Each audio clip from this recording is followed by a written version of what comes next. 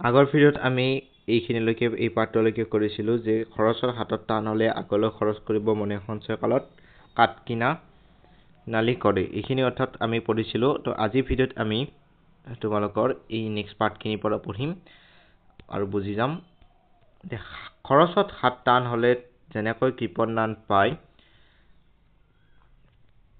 উচ মোচ নিবিচাৰি সৰহকৈ ধন খৰচ কৰিলেও তেনেকৈ ধোৱা খোৱালি নাম পায়। অৰ্থাৎ ধোৱা খোৱালিয়া মানে হৈছে অধিক খৰচ কৰা, অৰ্থাৎ প্ৰয়োজনতকৈ অধিক খৰচ কৰা মানুহক ধোৱা খোৱালিয়া বুলি কোৱা হয় আৰু প্ৰয়োজনতকৈ কম খৰচ কৰা মানুহক কৃপণ বুলি কোৱা হয়। কৃপণ হোৱা যেনে নিন্দাৰ কথা, ধোৱা খোৱালিয়া হোৱা তেনে নিন্দাৰ কথা।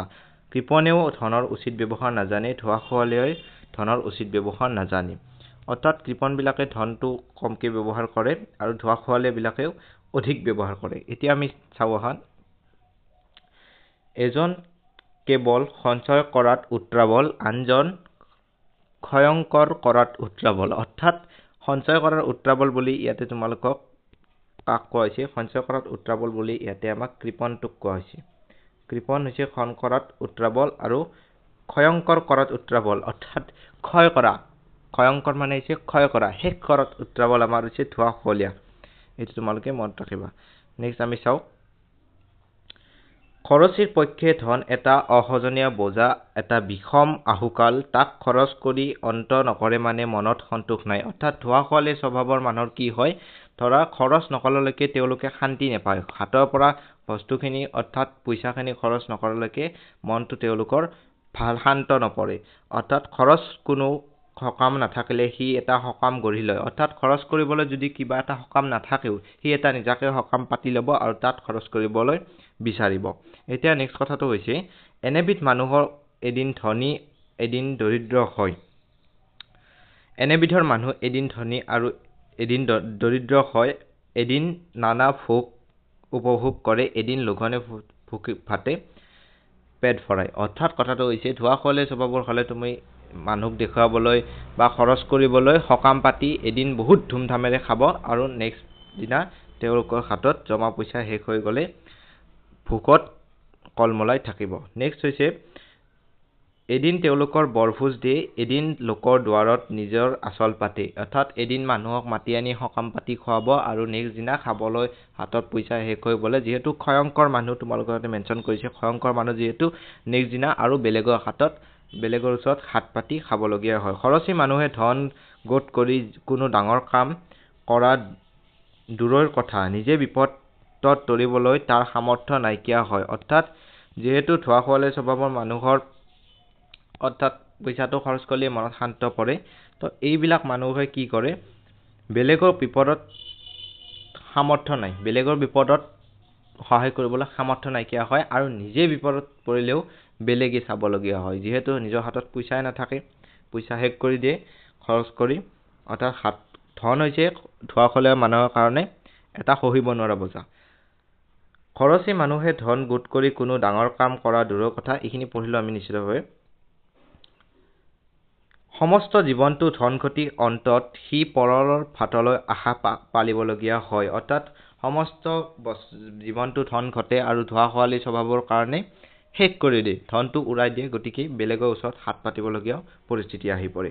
খৰচী মানুহে তাৰ অভাৱৰ উমান নাপায়, সেই দেখি সি সকামতকৈ সৰহ বস্তুৰে অসাধন কৰে। অৰ্থাৎ এখেৰে কামত 10 কিনি এখেৰা ঠাইত এপোন খৰচ কৰে। অৰ্থাৎ যদি তোমালোকক মই এটা এষ্টিমেট হিচাপে মই লিখি দিছোঁ, যদি 10 টকাত কামটো হয়, ধোৱা খোৱালি স্বভাৱৰ মানুহে সেইটো তোমালোকৰ 100 টকাত কৰিব। অৰ্থাৎ 10জন মানুহক যদি মাতি এটা সকাম কৰিলেও হয়, ধোৱা খোৱালিয়া স্বভাৱৰ মানুহে সেইটো 100জন মানুহ মাতি সকামটো কৰিব।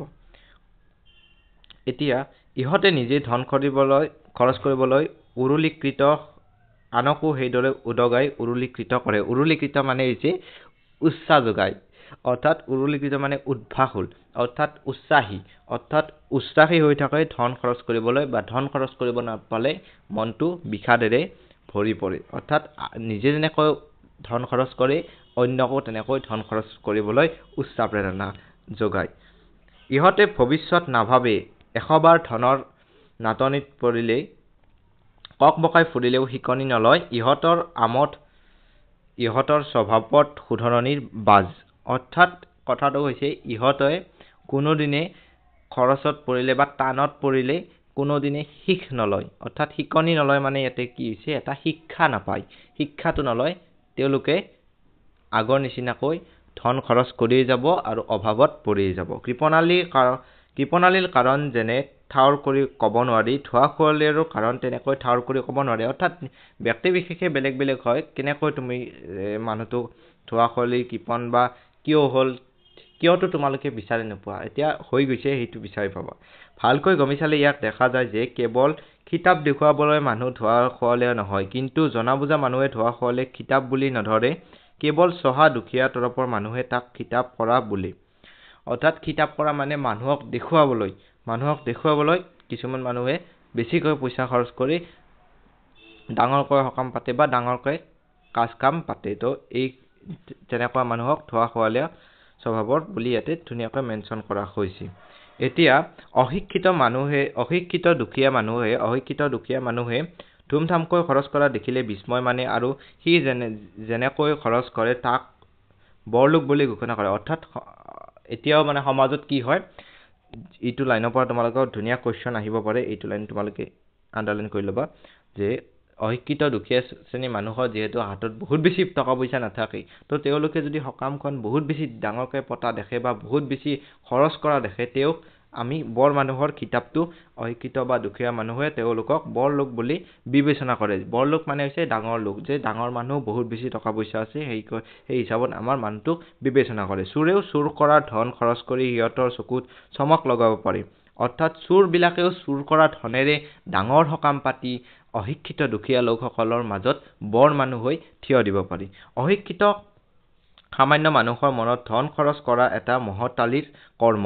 অৰ্থাৎ অশিক্ষিত মানুহে ধন খৰচ কৰাটো মানে এটা মহৎ লোক বুলি তেওঁলোকক বিবেচনা কৰে। সিহঁতৰ ধনীক ঈশ্বৰ যেন দেখে, অৰ্থাৎ ধনীৰ শৰণাপন্ন হৈ থাকে। ধনীৰ অত্যাচাৰক প্ৰতাপ বোলে, কুকামক ধেমালি আৰু ধনীৰ মাৰধৰক, এইটো আমি ডিছকাছ কৰিম। অৰ্থাৎ এইখিনি আমি চাব লাগিব, ধনীৰ অত্যাচাৰক প্ৰতাপ, অৰ্থাৎ ধনীয়ে যদি অত্যাচাৰ কৰে তেওঁলোকৰ ওপৰত ধনীৰ সেইটো বল বিক্ৰম বুলি তেওঁলোকে মানি ল'ব। আৰু কুকামক, অৰ্থাৎ কুকাম মানে হৈছে এইটো বেয়া কামক ধেমালি, বেয়া কাম কৰিলে ধনীয়ে ধেমালি কৰা বুলি ক'ব। আৰু নেক্সট আমি পেজত যদি চাবলৈ যাওঁ, আৰু মাৰ কিলক আদৰ বুলি ভাবি, অৰ্থাৎ ধনী মানুহে যদি দুখীয়া মানুহক থকা সৰকা কৰে বা গতিয়াই তেনে দুখীয়া শ্ৰেণীৰ মানুহে কি ভাবিব, সেইটোক কিলক আদৰ বুলি ভাবিব, মাৰক আদৰ বুলি ভাবিব। সিহঁতৰ ভাল বেয়া বোধ নাই, মান অপমানৰ জ্ঞান নাই, এনেকুৱা নিৰ্বোধ মানুহক প্ৰশংসা পাবলৈ যি নিজৰ হিতাহত জ্ঞান ঠেলি থৈ অযুগুত খৰচ কৰি দুখ মাতি আনে, সি যেন আও নিৰ্বোধ, তাক এক ধনিষ্ঠাও সন্দেহ নাই। অৰ্থাৎ ধন ঘটিবলৈ উজু কিন্তু ৰাখিবলৈ টান, এই কথা লোক নিৰন্তৰে কয়, আৰু কথা এষাৰত যে সাৰ নাই এনেও নহয়। জগতৰ সকলো মানুহে ধন আৰ্জে, কিন্তু 2-4জনেহে ধনৱন্ত হয়। অৰ্থাৎ বহুতে ধোৱা খোৱালেও হয়। বহুতে বিবেচনা কৰে যে যাৰ সৰহ আৰ্জন তাৰ পক্ষে ধনৱন্ত হোৱা কথা নহয়। অৰ্থাৎ সৰহ আৰ্জন হৈও যদি ধোৱা খলীয়া স্বভাৱৰ হয়, তেতিয়া ধন নাথাকিব। নাথাকাৰ মাজত পাৰ্থক্য একে থাকিব। কৃপণ হ'লেওতো বহুত বেছি ধনৱন্তই হ'ব। কিন্তু পৃথিৱীৰ দৃষ্টান্তলৈ চালে এই কথাৰ মিছা ধৰা পৰে। সৰহ উপাৰ্জন কৰিলেও অন্তত ঋণৰ বোজা মূৰত লৈ প্ৰাণ এৰা মানুহক জগতত বহুত পোৱা যায়। অৰ্থাৎ সৰহ ধন উপাৰ্জন কৰিও ধোৱা খোৱালীয়া স্বভাৱৰ হোৱাৰ কাৰণে বেলেগৰ পৰা ধাৰ ল'বলগীয়া হয়, আৰু সেই ধাৰ পৰিশোধ নকৰাকৈ মৃত্যু মুখত পৰিবলগীয়াও এনেকুৱা আমাৰ জগতত দেখা পোৱা যায়। আকৌ অলপীয়া আৰ্জনেৰে ধনৱন্ত হোৱা মানুহো বহুত আছে। অৰ্থাৎ কৃপণ শ্ৰেণীৰ মানুহ বা যিসকলে কৃপণো নহয়, ধোৱা খোৱালে নহয়, তাৰ মাজৰখিনি মানুহো ধনৱন্ত হোৱা এনেকুৱা বহুত আছে। এতেকে আৰ্জনৰ কম বেছিত মানুহ ধনী বা দুখীয়া নহয়, ধনৰ সজ আৰু অসজ ব্যৱহাৰৰ পৰাই হয়। অৰ্থাৎ কৃপণো দুখীয়া নহয় বা ধোৱা খোৱালেও ধনী হ'ব নোৱাৰে, কিয়নো ধনৰ অধিক ব্যৱহাৰটোৱে আমাৰ ধনী নে দুখীয়া হ'ব, সেইটো ধনী বা চহকী হ'ব সেইটো আমাৰ নিৰ্ধাৰণ কৰে আয় অনুসৰি খৰচ কৰা অৰ্থই ব্যৱহাৰৰ মূল মন্ত্ৰ আয়ৰ জোখে খৰচ কৰা হোৱাটো অৰ্থাৎ আঠুৱা চাই ঠেং মেলাৰ নিচিনা কথা আয় অলপ খৰচ ঘৰত সেয়ে দৰিদ্ৰ চিন অৰ্থাৎ তোমাৰ যদি 10 টকা উপাৰ্জন হয় তুমি যদি 9 টকায় তোমাৰ বিলাসী চখত যদি উৰাই দিয়াতে তোমাৰ জমা থাকিব 1 টকা মাত্ৰ গতিকে তেনেকুৱা হলে দৰিদ্ৰতাৰ চিন যি মানুহে ধনৰ নাটনি এৰাব খোজে সি তাৰ আয়ৰ চাৰিৰ ভাগৰ এভাগ সাঁচি ৰখা উচিত কিন্তু ধনৱন্ত হ'ব খোজে সি আয়ৰ আধা পুৰা সাঁচিব লাগে অৰ্থাৎ যদি তুমি ধনৱন্ত হ'ব বিচাৰাতে 10 টকা পালে তুমি 5 টকা খৰচ কৰিবা 5 টকা জমা থবা এদিন পণ্ডিতে কৈছিল যে উৎপন্নৰ আধা সাঁচিলে উৎপন্নৰ মানে হৈছে তোমালোকৰ উৎপাদন যিখিনি তোমালোকৰ হাতত আহে তেহাই সাঁচিলে নিধৰুৱা হৈ সুখে খাই লৈ থাকিব পাৰে এই কথা সৰ আৰ্জন আৰু অলপ আৰ্জনৰ দুয়োটাতে খাটে অৰ্থাৎ কোনোবাই যদি 1000 পাইছে কোনোবাই যদি 500 পাইছে তো সেই ক্ষেত্ৰতো আমাৰ থাকিব অৰ্থাৎ কম আজিছা যা বেলেগ আজি বেছি আজিছা সেইটোৰ ওপৰত নিৰ্ভৰ নকৰে তুমি কেনে ধৰণে ব্যৱহাৰ কৰিছা কেনে ধৰণে হাসিছা সেইটোৰ ওপৰতে ব্যৱহাৰ কৰে অৰ্থাৎ ডিপেন্ড কৰে কথাটো হলাব বা কমাব নোৱাৰা কৰি খৰচ নিৰিখ বান্ধি লোৱা উচিত নহয় আয় টুটি আহিলে সেই নিৰিখে খৰচো কমাই আনা উচিত অৰ্থাৎ আনৰ নিন্দালৈ ভয় কৰে অৰ্থাৎ এইখিনি কথাত ইয়াতে কৈছে যে আয় যদি তোমালোকৰ কমি যায় তে খৰচো কমাই আনা উচিত যদি আয় যদি তোমালোকৰ 10 টকা হয় 10 টকা পৰা যদি আয় যদি তোমালোকৰ 8 টকা হয় তে তোমালোকে খৰচো যেনেকৈ 4 টকা বা 3 টকাকৈ কমাই আনিব লাগিব নেক্সট ইয়াতে দিয়া আছে অলপ মানে আছে নেক্সট মই আৰু বেলেগ এটা পাৰ্ট কৰাৰ ইচ্ছা নাই এই পাৰ্টতে মই